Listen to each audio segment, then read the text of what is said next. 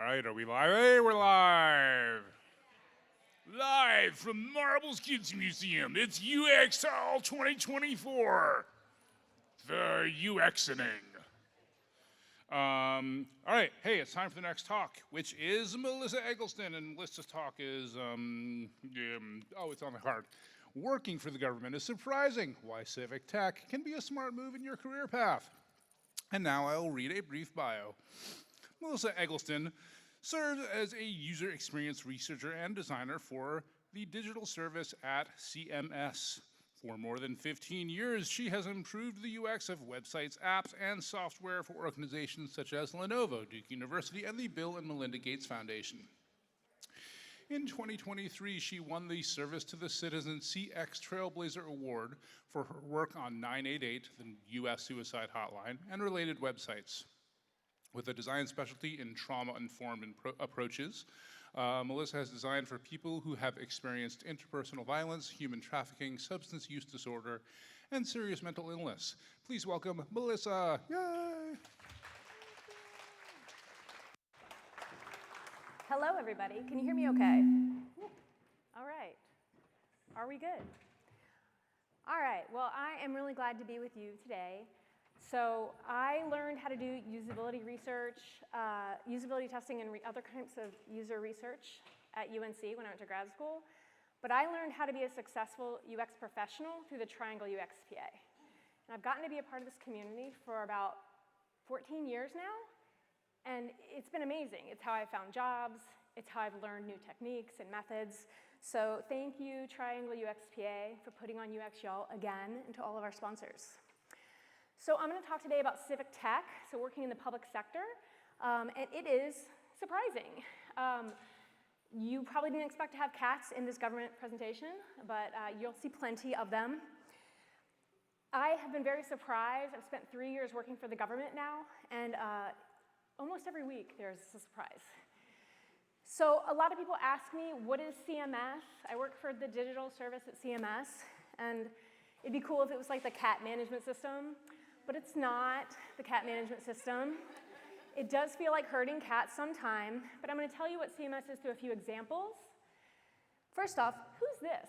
Do you remember who this is? Who is it? That's right, the Theranos CEO, right? Who stopped her? CMS. The CMS regulators came in because somebody whistle blew. So if you read the documentary, watch the documentary, or read more about it, you're like, oh, thanks, CMS, because CMS monitors hospitals, labs, just trying to protect the public. Some of you might remember the problem with healthcare.gov that happened in 2012. So that was a big problem. It's now up, which is good. That day was a bad day for CMS. Only 7 people were able to sign up for health insurance that day. And it's gotten a lot better since then, so now we're in the millions of people who do that. So CMS also runs this, and it stands for the Centers for Medicaid and Medicare, and we deal with Medicare, which is our health program for the elderly in our country who are 65 or older, Medicaid, which helps our lower income folks, people who might have disabilities, children, pregnant women, and also the marketplace, which is basically healthcare.gov.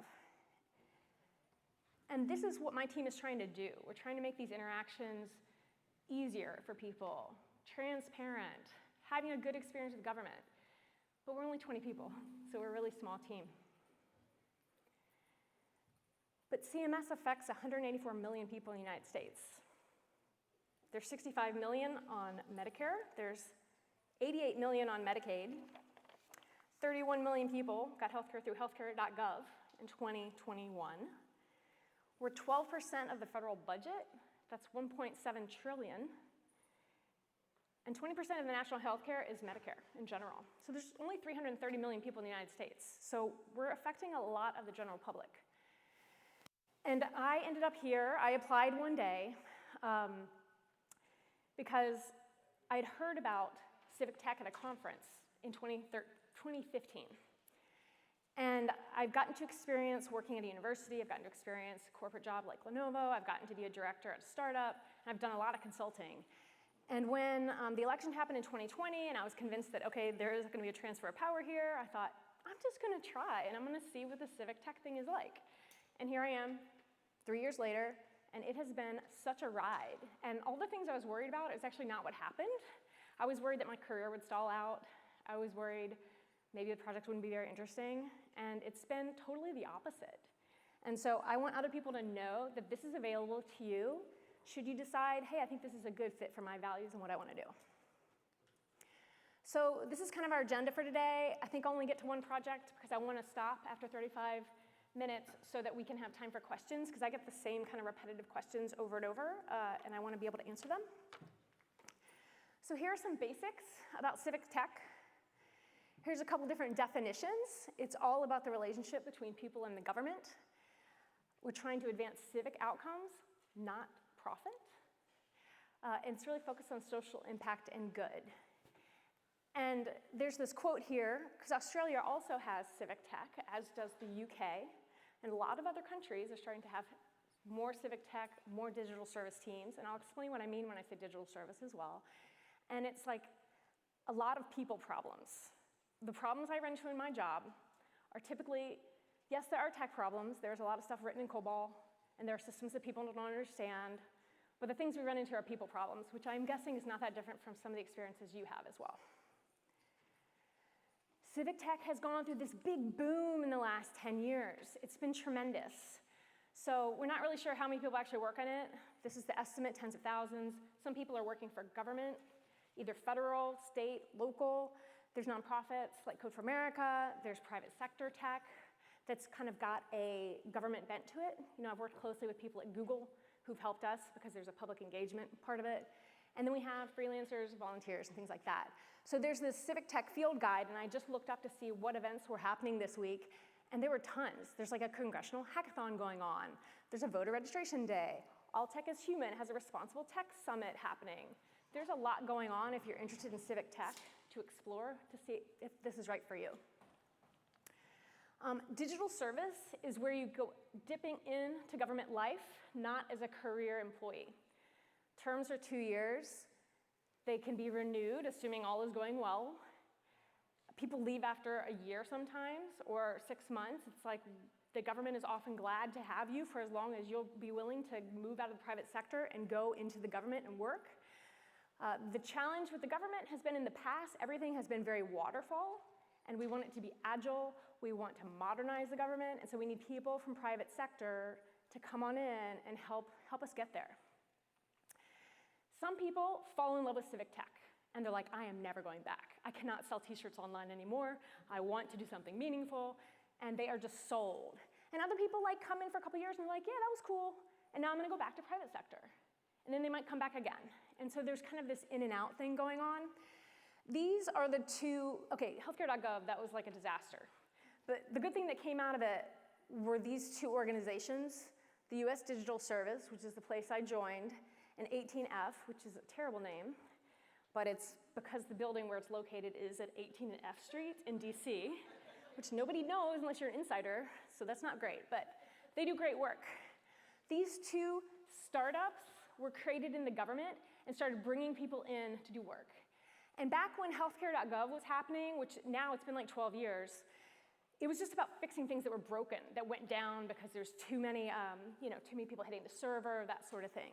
And now we're more mature, and so we're having conversations about human-centered design and getting procurement to be more agile, and having these conversations that weren't even possible when healthcare.gov was happening. If you want to learn more about civic tech and if it might be for you, this was the first book I read, A Civic Technologist Practice Guide by Sid Harrell. And that was before I started, and it's been pretty accurate. And this is a book I read just recently by Jennifer Palka, started Code for America. And when I read this book, I was like, this is my life. I am reading my life. I read the whole thing in a weekend. I was just like, oh my gosh, this is it. So these are places to start, or you can easily find either one of these ladies in a video, on a podcast. They're all over the place. But that'd be a good place to kind of get a sense of what's going on. What UX looks like in government. Well, it looks a lot like private. There's a few more props. We can't break things in the government. You can't just be like, we're just turning that off now. These are people's benefits. These are forms that are important to people. You cannot break things, and you have to have reasons for doing stuff. You can't just be like, I did it because, I don't know, we thought together, the design team just thought it was a good idea. You actually have to be able to justify stuff should you be audited. And we do have the Office of the Inspector General who likes to come around and be like, hey, what'd you spend this money on? What's this $5 million for? And we'll go, oh, it's for this website, and so you need to be able to explain yourself. And so there's lots of lawyers involved, and there's policy people involved. And interestingly, they are the people with power. So oftentimes in the tech sector, at least, developers have a lot of power, it feels like. UX people, sometimes. Product people have a lot of power. But in the government, people don't even know what to do with us sometimes, because the policy people have the power. And there's a big gap between the policy that's written and actual implementation. And part of our job is to close that gap, to say, hey, while you're writing this policy, let's actually think about how it's going to affect people so we can actually have that be more agile. And that's like mind-blowing, right? It ends up being a lot of qualitative at times because of laws. It does depend on where you work. And documents are currency, which is not something I ever experienced at the startup I worked at or anywhere else. But in the government, you write something down in a PowerPoint deck, and it starts to get passed around. And then it might seem like nobody's interested in it. And then a year and a half later, it pops back up. And all of a sudden, everybody's like, this is a great idea. We should do this. So it's very interesting, because I've never realized the importance of documentation until I got into the government. I ended up like writing the research guide for our organization, doing things, thinking about who's the future me who's going to need this. Okay, there's politics. There's lots of politics. There's just no way around it. It's not the politics of Republicans versus Democrats. That's not what I bump into. I bump into like state rights versus federal rights. And I'm like, I just want to fix the form. And they're like, no, we're having a battle. We're going to have fights among the lawyers. And so that kinds of stuff happens. Or you bump into like fiefdoms where you're like, what? Like, what is going on? And so that is a part that is hard. I'm going to talk about where we work in government, people like us. There are so many places, y'all. There are places popping up all the time with new digital service teams, because people have caught on that human-centered design is a great thing. It will help us serve the American public better. It will help the policy be written better. It will help the laws be implemented better. And we have new agencies involved, like the Consumer Financial Protection Bureau, which is started by Elizabeth Warren. It's a pretty new agency. And then we've got old ones involved, Department of Homeland Security. We also have things like the Presidential Innovation Fellows, which is like a one-year fellowship where you come in and you help a project. We also have the United States Digital Corps. So if you are early in your career, that's where you can go, the Digital Corps, because they'll take people like right out of grad school, for example, who want to make a difference. So there's lots of opportunities. This isn't all of them. And now we're starting to see it happen at the state level. People from the federal level have now gone and started digital service at the state level, as well as cities. So Colorado Digital Service is kind of like one of the first on the vanguard. Massachusetts just happened last year, I believe, in the spring maybe. Maryland, we've got cities like New York, we've got cities like San Francisco that also offer opportunities. It's sometimes called an innovation office. You have to find out like what kind of innovation are they talking about, because that word is thrown around a lot. And also titles are weird, right? So my title is Data Services Expert. It's the same title of all the other like 200-something people at the US Digital Service. We all have the same title. So it can be hard at times to be like, what do we need and what are we figuring out? If you go to websites like at US Digital Service and 18F, you can get more information kind of on the different titles. And then you don't have to actually work in government. There's plenty of government tractors, and there's plenty of terrible government contractors, and these are some that are not terrible, that are actually good. And I've worked with, and they do human-centered design. User view is local. That was the first government project I'd done at all. I've worked with NAVA, New America, and the US Digital Response, I have the cat looking at that because this is a volunteer organization. And a lot of the people I work with started by doing a little volunteering to be like, do I really want to leave my private sector job to go work for the government? And then it turns out they answered yes, I actually do. And they got to have a little taste of it with the US Digital Response, so that's a place to go. We also have things like Code for the Carolinas here, which can give you a sense of local projects. So that's something to look for on meetup.com. Code for America is a nonprofit. It's been around for maybe 10 years now. I'm going to talk for a little bit about the pros and cons of government life. And hopefully I'll answer a lot of questions at the end, but I hope I'm going to kind of anticipate some of the ones that might be coming up. This is based on my experience. I do not speak for the government. I hope you know that, just to be clear, in conversations with colleagues. So you may feel like just a regular old UXer. Like, I'm a regular UXer. I don't know much about the government. I know how to do some human-centered things. I know how to interview and do some usability tests. That is like a superpower in the government. Like, that is, you are powerful. You are doing something radical at many places. Like, I can remember talking to this one federal agency whose name I won't say, but they were like, you want to do what? You want to talk to people? And I was like, I want to talk to people. And it was just like mind blown, right? So you can take these skills that are almost old hat to you, and you can apply them in ways that really make a difference. For that agency, we were able to help implement login.gov with the state, which is our kind of identity management thing in the government with the state, which was the first time it had ever been done that. And it prevented people from Arkansas from having to drive 40 miles in order to show their ID. They don't have to do that anymore. I should go back, though, and I should tell you more about the impact. I meant to tell you one other thing, which is we were talking about a project the other day. I'm working on 2 projects right now. One is about Medicare fraud. We've got issues. And one is about helping people who are getting kicked off of Medicaid because of what's called procedural terminations. And that's when, like, you don't send your paperwork in. Maybe you didn't even get the renewal form. There's lots of issues around that. So working on those projects, and we were trying to decide where to go on one of the projects, and our conversations are like this. Well, if we do this, we're going to help 400,000 people. And if we do this, we're going to help 2 million people. And if we do this, it could be tens of millions of people. And though it's like just one factor that goes into deciding on a project, but that's huge impact. Like, that's way more impact than I ever had before, it felt like. Another great thing about the government is that you have really good coworkers, and this is often why people stay in civic tech. Because my coworkers are bringing their A game. They are of high quality. I work with a developer from Google, I've got a product manager from Google, I've got people from Twitter, I've got people from big tech in San Francisco who've joined, and I've also got people who have worked at other parts of civic tech who bring their knowledge of government. I've got people who've been consultants, and that is really amazing because I was like, oh, I don't know that I'm going to grow if I go work for them. But I grow all the time because I learn from them, and they learn from me, and we get to learn from each other, and so you upskill in that way. So if you haven't done a service design map, or if you haven't figured out this new technique, somebody will probably teach it to you. You will learn. And that's pretty cool. That's a great benefit. And it's also this idea of you're not in it alone.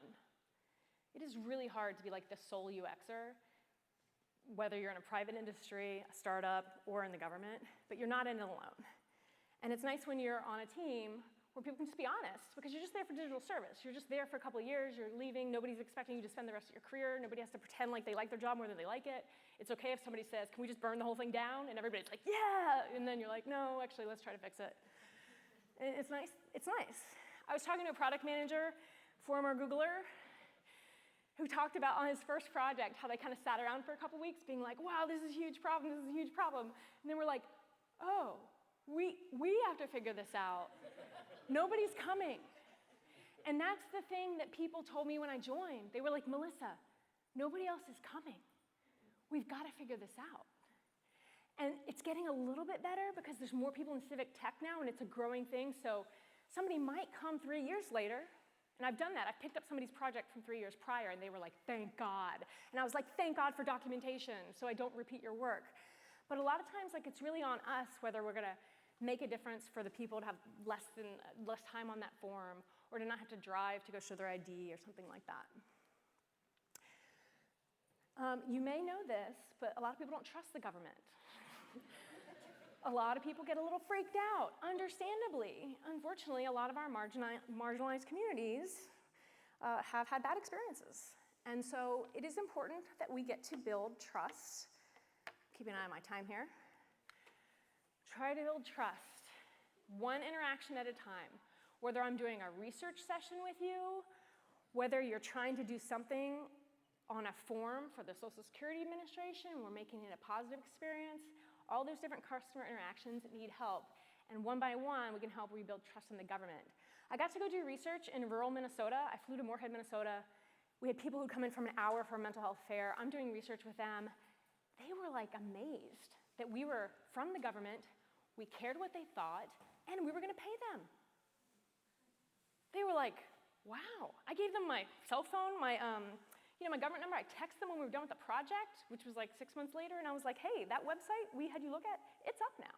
They were like, oh, cool. It's amazing. You also learn a lot more about how the government works. My daughter was in 5th grade when I started, and 4th grade, I think, and she learned all this stuff, and she was like, oh, you work for the executive branch, and it works like this, and there's these 3 parts, and you're like, it's a little more complicated than that. You kind of learn that the clowns in Congress make your lives really hard sometimes, and executing a law is actually really hard because it's all about implementation. And sometimes laws are written really vaguely, so it can go left, and you're like, what is going on here? And other times, they're written so strictly that they put design into the law. And then you're like, oh my gosh, now we have to do it this way. So it's tricky. It's a tricky job. So I was thinking about the great workshop we had yesterday with Victoria from the visual thinking strategies, and I thought this would be a good picture of like, what is going on in this picture? This is actually a system map from one of our federal agencies that a developer let me use for this presentation. It looks a little tricky, right? It's a little bit complicated. He tells me that I'll be able to read this. He's going to show me. And he's a little bit overconfident, I think. But before I came to the government, I thought I had worked on complicated problems. And I had, in some ways. I had worked on a problem with 25 different universities and their legal departments. And it felt really tricky and hard. And in the government, the complexity is just over the top. The developer also told me that they're not actually sure this is the entire system because there's probably stuff they don't know. So you're working with these systems, you're working with a lot of people, and they're really complex, and so that keeps it really interesting. It also means like a wrench gets thrown in the middle of it, a project. That's like pretty normal. And when your project's going really smooth, you're like, just waiting for the wrench, something nobody who I've been talking to knows about, and then we learn about it. Keeps it interesting. It's definitely not boring. And the pay actually in the government is not bad. I'm paid more in the government than I ever was in the private sector. I do not have stock options. That is not part of my compensation. But you can look it up online. It's very straightforward. People in UX are usually hired somewhere between GS-12 and GS-15, and those are like, I don't even know what that stands for. They're like steps, but you can look that up online and you can get a sense of how much you can be paid. And that's nice. This is just a little summary slide of a lot of the benefits. I'm going to talk about the cons now, though. Do you remember this? Do you remember how old this is? What year is this from? Does anybody want to guess? 2001. Actually, 2007. And so, oftentimes you're dealing with systems that were created a long time ago when you're working with the government. And that's a challenge, right? It's not like, oh, we'll just, pop in there and fix the code. It's all going to be fine. That's not how it works. Like, you could break something that then could prevent people from getting their benefits. So it's not that simple. So that is one of the cons, is that it can be a challenge sometimes to work in these old systems that we're trying to modernize. This was the conference I was at when I heard Dana Chisnell say this. When I walk into a government office, I come from the future. And that has been my experience, right? I'm like, hey, guess what? It's 2024. We have a new way of doing things now. And sometimes people are really open to it. I definitely have never found people in the government who are just like, whatever, I don't care. Everybody is actually trying to do a good job, but they're working within the system that's created, and they're working within their own constraints. And there's some tricky things around risk. Risk-averse stakeholders, like a kitten stuck in a tree, is like freaked out. We freak people out when we say, we want to go talk to them. And so we have to be careful kind of how we word things. Sometimes the word experiment goes down really badly. We use the word pilot. And there's a lot of education that goes on. And sometimes I'm like, gosh, I'm so annoyed I have to do all this education. And then I'm like, wait, I had to do that at Lenovo. Wait, I had to do that at my startup. Like, education is just part of our job. And it's helping people kind of know, like, it is worth the risk. It's actually de-risking it to do Agile, I promise you. Let's just do something small. Let's not do the big cake. Let's do the small cupcake and just go from there. But it takes a lot of like bringing them along. There's historical baggage. You walk into a place, You're like, I'm an experienced tech professional, maybe I can help you. And they're like, I've been here 28 years, how are you gonna help me? You know? There's just this lot of stuff you walk into, and if you've ever done consulting, it's great because you have to kind of figure out pretty quickly what's going on and who's got the real power and what can actually be done with the people you're working with and meet people where they are. That can be hard to figure out quickly. And there's just times where you're like, what? Like, how did we even get here? It'll just be such a mess. I was talking to a developer the other day who was looking at some code for the state. I won't say what state it was, but he was like, somebody should be in prison for this. Like, it was bad. I mean, I was like, wow, I've never even heard him speak like that before. So you run into some things that are just a little bit baffling, and they've just got history behind them. And you may or may not know that history, and people may or may not tell you the history, or may not know it themselves. It's just how it's been. And sometimes it's just bananas, you know? It's kind of bananas, but nobody acts like it's not bananas. And I've worked with nonprofits, and I've worked with other places that were bananas too. So it's just a matter of finding the level of bananas that you can handle. We do have challenges sometimes with shutdowns and things like that, which is incredibly annoying because we're about to possibly have another one. And there's all this preparation that happens when these things come close and down to the wire. It is such a waste of time. It is such a waste of taxpayer money, but you have to go through all these procedures to get ready for the shutdown. So if they could get their act together and we could have a budget, it would be great. So that happens occasionally. And what happens to people who are working for the government at that time is you kind of get what's called furloughed, and you end up getting paid later on, but you will not get paid like during the 2 weeks or wherever it is that they're shut down, unless you're an essential worker, and nobody actually wants to be designated an essential worker. I work remotely. I don't think I said that, but I get to work remotely. Some places in the government, you can work remotely. This is like as dressed up as I get. Usually I'm wearing my Olaf slippers, and I'm just like chilling at my house, doing remote Zoom calls. I fly to go do research occasionally, or I drive up to DC. And other people have to be in the office. It kind of depends how close you are to the White House if you're doing federal government, and it depends on the vibe of the agency. And just like different universities have different feels, like UNC versus Duke and NC State, so do the different agencies in the government. And some are like very more modern, and they're kind of thinking around HR, and others are like, get your butt in a chair. And then contractors are just hard. Government contractors need a lot of supervision. I one time, a couple years ago, I just wanted to talk to 10 to 12 people at from a federally qualified health center, and I was quoted $125,000 for recruitment. I said, thank you, no thank you. I will make a couple phone calls, and I did that with no cost whatsoever. So there are government contractors who are not great, and so I would love for you to go work for ones that are good, and there are some jobs on the job board from a place called ICF that is a government contractor that you could check out because we need people who understand human-centered design, and we need people who really want to do a good job. And lawyers. I still feel like the lawyers are kind of like a hard part in general. I can remember when I first joined US Digital Service, and I was like, okay, I need to be able to pay people. And they're like, well, you gotta write like a lawyer, you gotta write a memo to the lawyers. And I was like, what? I should write a memo? And they're like, it's okay, we have a format. And there actually wasn't a format. Like, there was a process I had to go through, but then I was able to pay people. And there is a process. The government is actually trying to do a good job of making sure they pay people because they know that people don't want to like volunteer time for the government necessarily, and the people we most want to reach don't have time. So sometimes you got to deal with the lawyers, and you learn to be friends with the lawyers and figure it out. So this is just a summary slide of kind of everything. I think I hit on all this stuff.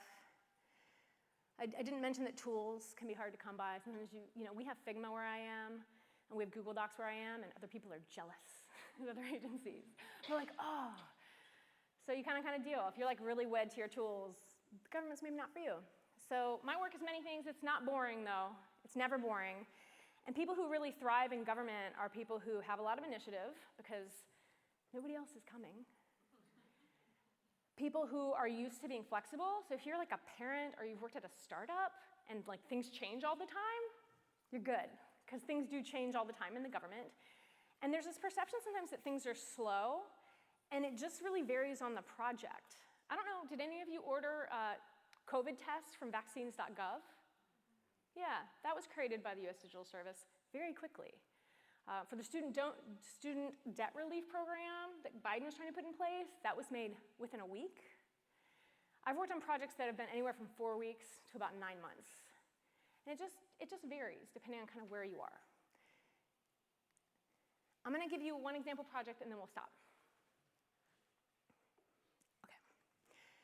I got to work for the 988 Suicide and Crisis Hotline. I want to make sure you all know about this resource because it's available to all of us and it is free. You can call, you can chat, you can text. And guess what?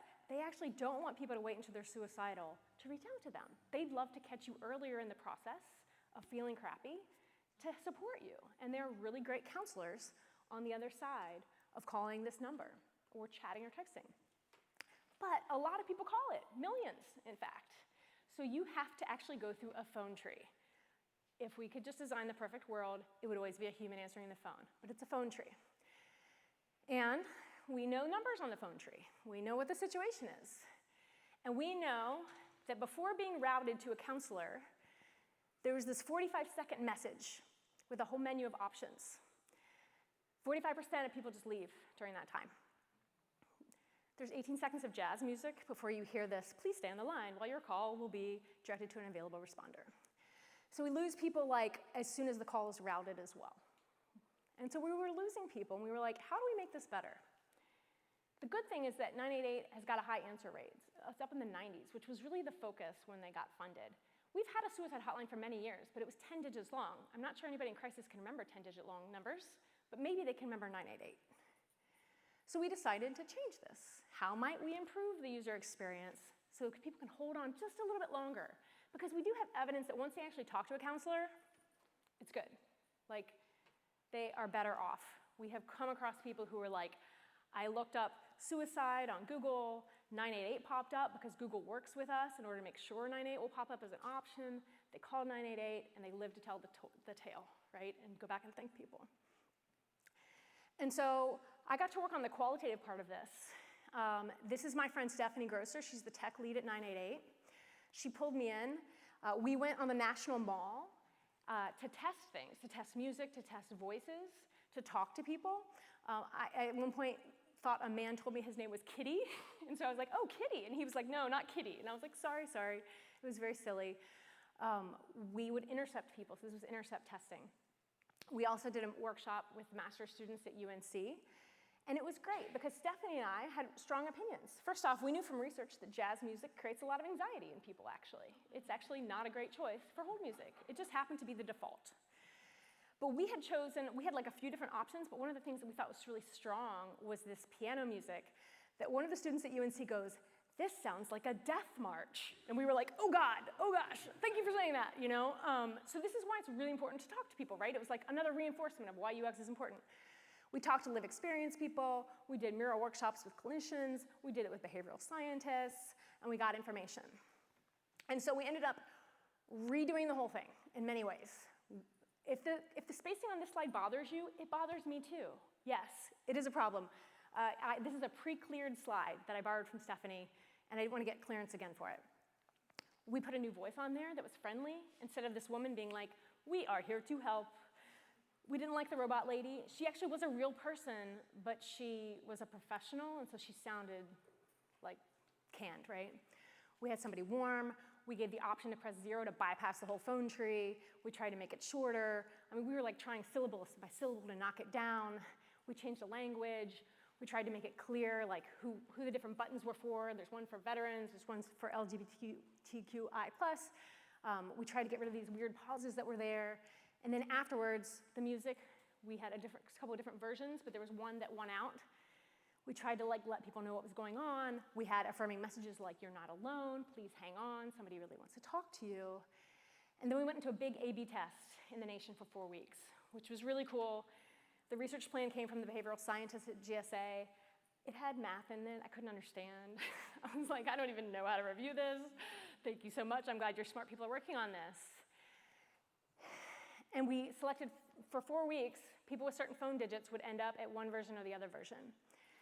And the time decreased to get connected, and we were like, wait, less than 1% increase? Like, we did all this work and only like less than 1% people hung on longer? But then we were like, oh wait, that's 1,400 people. That's like 36,000 people a year. And then we started to iterate more, and we were able to increase it by another 1%, and by just adjusting lines. And we can track all this data now. And it was a really fun, interesting project, and this all happened in 4 months. This is a 4-month-long project. And then somehow Radiolab heard about it, which is really interesting.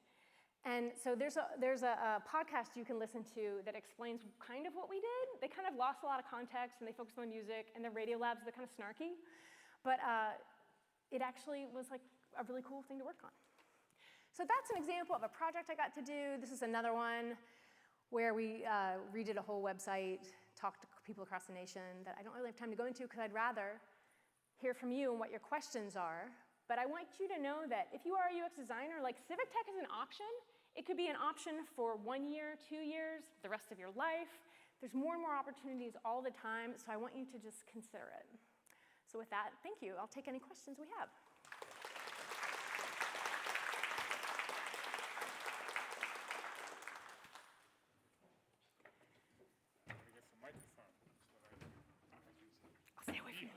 I'll stay away from you so I don't do weird things with the microphone.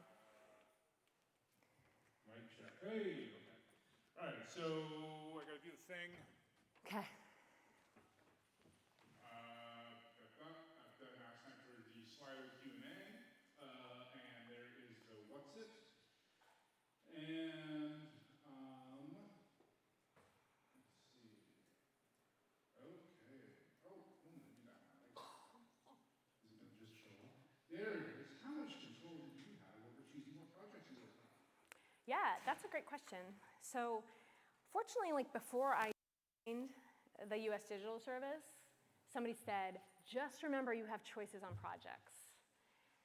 And one thing that's kind of interesting is you kind of don't know where you're gonna land when you're in digital service because you don't get to like interview all the people you're gonna work with because you don't know what team it's gonna be. And we work in these small groups, usually like anywhere from 2 to 10 people, sometimes 12 people, I guess, and you don't really know. So oftentimes, like I subbed onto a team, this was my first project, I subbed onto a team while somebody was on a vacation, and I was like, this is not my team. Like, this is not what I'm interested in. And I was able to be like, hey, I remember that we talked about this being temporary, and my director was like, it can be totally temporary. And I was like, great, it's gonna be temporary. And then I went to a different project. So the people who are directors of these different places do not want you to be miserable because they want you to stay there and help. So they do a pretty good job of making sure that you are interested in the projects you are working on, and there's usually a whole batch of projects to work on. When the digital service at CMS started about 5 years ago, they were like running around searching for projects, and now we've got a whole list of people pitching us projects, and it's just for us to figure out where do we want to have impact, who's actually ready to work with us. Like sometimes people just want you to do it for them all the time, and you're like, no, we need to actually make sure this is like strategic choices. So we have a good deal of control, which I'm grateful for. Thank you. All right, there's a pile of questions here that all contain certain embedded assumptions. I'm just going to dump them all on the screen at one time, and then maybe I will read through them, and then you can make sense of them in the way that you want to. How do you deal with government apathy and the thought process that if it isn't broken, don't fix it? I love sustainable practices and documentation, but I hate nonsensical paperwork. Compared to your university position as the paperwork burden, and have you ever encountered any government projects that had so many roadblocks to red tape that it was impossible to move forward? Yeah, these are great questions. So the way to deal with this idea that if it's not broken, don't fix it, is you just have to surface the voices of the user. And what no government employee wants at the state level, city level, federal level is to show up in the news. And that is often when people will come to us. I mean, that is how the whole thing happened with healthcare.gov, right? How this all got started. So if you start showing evidence of like, hey, this is a problem, oftentimes they'll be like, okay, I see that that's a problem. So that isn't a huge thing I run into. I don't run into a lot of government apathy. I run into like risk concerns. Like, oh no, what if we do something and then we get in trouble? Or what if it's not perfect? So this whole idea of like putting out a small pilot will like freak people out. Like, it's not gonna be perfect? No, it's not gonna be perfect. We have to learn from the experiment. I have not run into projects that completely stopped. What I have run into is situations where we're like, we have now run into a major roadblock, and so we have to go around a different way. And that is often what happens on government projects, where you're like in a forest and you run into some dragon, and then you're like, oh crap, okay, we're gonna go back this other way, and we're gonna walk down this path, oh, that's a dead end, okay, and now we're gonna try this third way and see if that works. So there's often ways around. So we ran into an issue with one agency where I was in the middle of a battle between one of the states and the federal government, and we were like, this isn't going to work. So we just started working with the states and not the federal government anymore. We just like shifted our position. I'm sure there's some that just absolutely die though. This is so much better than grading for the university, the government. I will document my research findings all day over grading at the university. You have a whole team working on this. So it's just a matter of like getting into the habit of like, I'm gonna document what we do because maybe somebody else can use it. If we're able to do it for Arkansas, maybe another state can go, oh wow, we could use login.gov and not force people to come into the office. Like you're modeling things for other people, so you've gotta document it. And one of the things that's tricky, depending on where you are, you might end up doing more firefighting, and when you're firefighting, it's really hard to document because you're moving so quickly, and that happens sometimes, especially if you're working close to the White House. But in other places, there's time to document. Somebody just needs to be like willing to do it, and most people are, because they realize you're helping the future you. You're helping the next UXer who comes along, who's like, what is going on with this system map? And you're able to help them. There are just a ton of good questions. We're getting a little short on time. What I'm going to do in the interest of okay.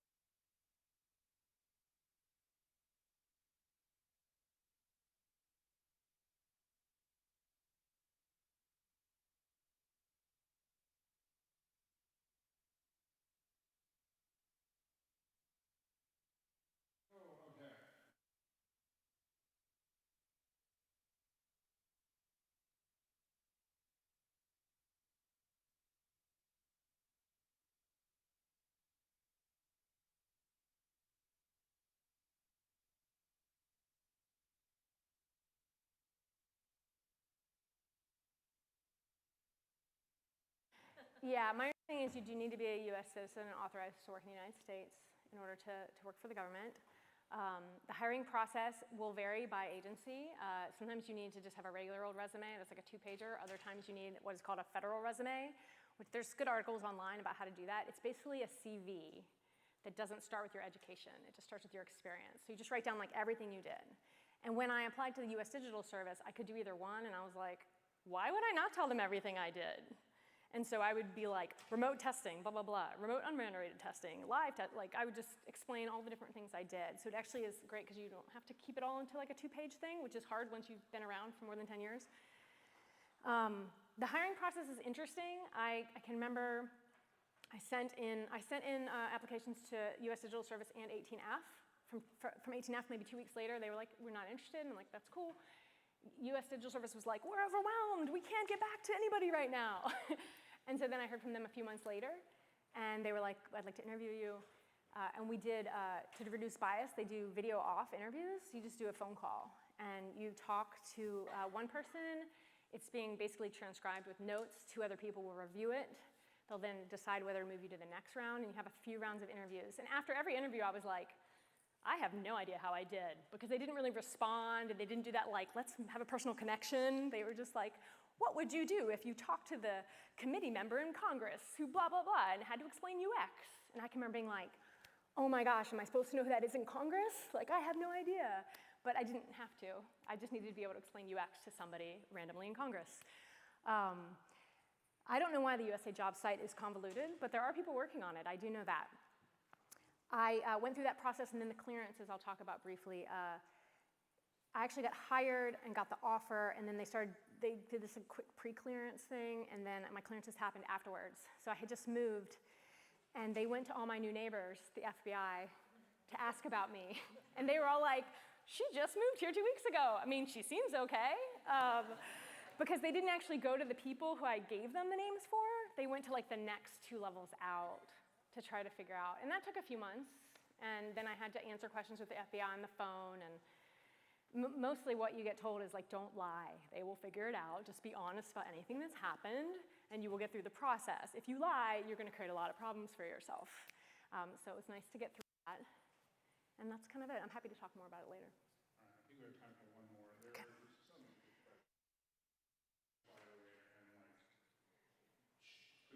answers to these questions somewhere, but I'm going to pick one that I think probably a lot of people have about life in government work.